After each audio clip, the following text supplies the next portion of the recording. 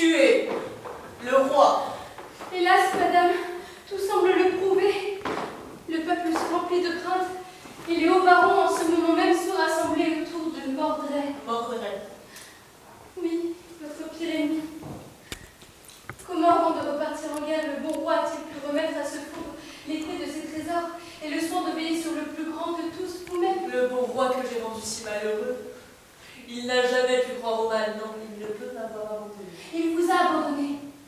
Il vous a pris par la main, il vous a conduit à lui en demandant qu'il vous garde aussi loyalement qu'un vassal doit garder la femme de son suzerain. Et le vassal a répondu qu'il me garderait aussi chèrement que son propre corps.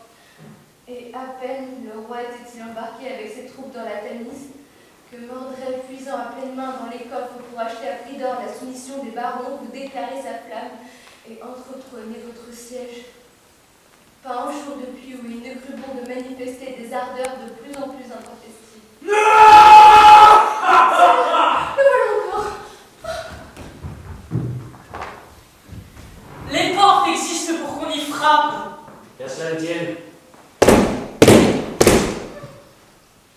Le roi est mort, madame, au siège de Cannes. Tout le monde le pleure, mais je ne pense pas que vous ayez grand motif de verser des larmes et de rougir vos beaux yeux. Après tout, il vous avait préparé un bûcher. Il est mort, vous êtes libre. Le royaume de l'homme sera vôtre dès que vous le voudrez. Les hauts barons sont prêts à vous faire allégeance, mais un royaume aussi riche il faut non seulement une reine, mais un roi.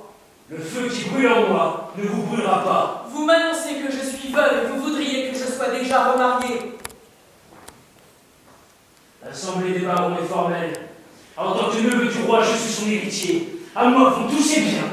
Vous en faites partie. Tout le monde dans Londres a-t-il perdu la tête? N'est-il venu à l'esprit d'aucun de mes dignes vassaux que si quelqu'un doit succéder au roi, il existe un héritier plus légitime? De qui parlez-vous? De votre frère aîné Gauvin. J'oubliais. Gauvin est mourant. Le soir tombé, il a faibli comme d'habitude, et Lancelot en a profité. La lettre venue de France dit que ce fut un beau duel. Animal, tu ne connais aucune loi humaine ni divine. Que dis-je? Une bête féroce aurait plus d'émotion et de pitié que toi. Ne connaissant ni l'émotion ni la pitié, je ne suis donc pas une bête féroce. Oh miracle que d'entendre un démon avouer la vérité. Miracle encore plus grand que de voir un ange furieux. Permettez-moi, perfection divine de la femme, de développer un peu mes arguments. 1. Je suis l'héritier légitime puisque mes frères sont morts. Ceci est un fait de droit. Mais si vous voulez un fait qui ne soit qu'un fait, les hauts barons viennent de me choisir par acclamation. Donc vous êtes seuls. Vous n'avez plus ni époux ni amant. Si je ne deviens pas l'un et l'autre, je ne vois pour votre avenir que le suicide ou le couvent. Toi, c'est en enfer que se trouve le tien. Non, madame, j'ai une place ailleurs. Dans une prison. Non, dans votre chambre à coucher. Que l'insomnie habite la chambre où tu couches. Oui, elle héritera jusqu'à ce que je couche avec vous. Scélérat, jamais le grand roi qui fut mon époux et qui d'en haut nous regarde n'acceptera de me voir livrer à toi. Tu te trompes du tout au tout, Geneviève. Et je tiens contre mon cœur la lettre C de son sceau qu'il a dictée avant sa mort. Elle a été lue devant tous par l'évêque d'Irlande. Je vous adresse mon salut en homme navré à mort par la main de Lancelot. Mon armée est en pièces, Gauvin mourant. Dans l'intérêt de la paix, je vous demande de mettre Mordred, mon neveu, à la tête du royaume de l'ordre. Je vous demande aussi, par le serment que vous m'avez prêté, de lui donner la reine pour femme. Sinon, Lancelot du Lac attaquera le royaume, enlèvera la reine et l'épousera. Rien ne ferait plus de douleur à mon âme. J'ai pitié de tous, que Dieu ait pitié de moi. Veux-tu ma réponse, doux Mordred?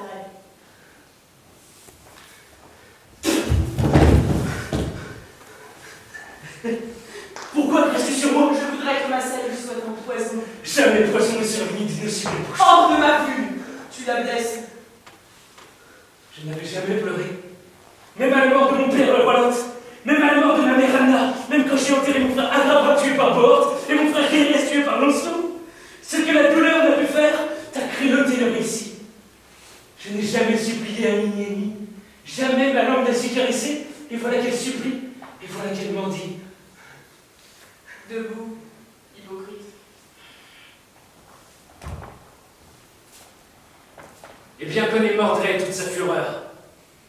Que ma bouche retrouve les menaces. Demain, tu donneras ta réponse, mais quoi que tu décides ne te fait aucune illusion. Je t'aurai.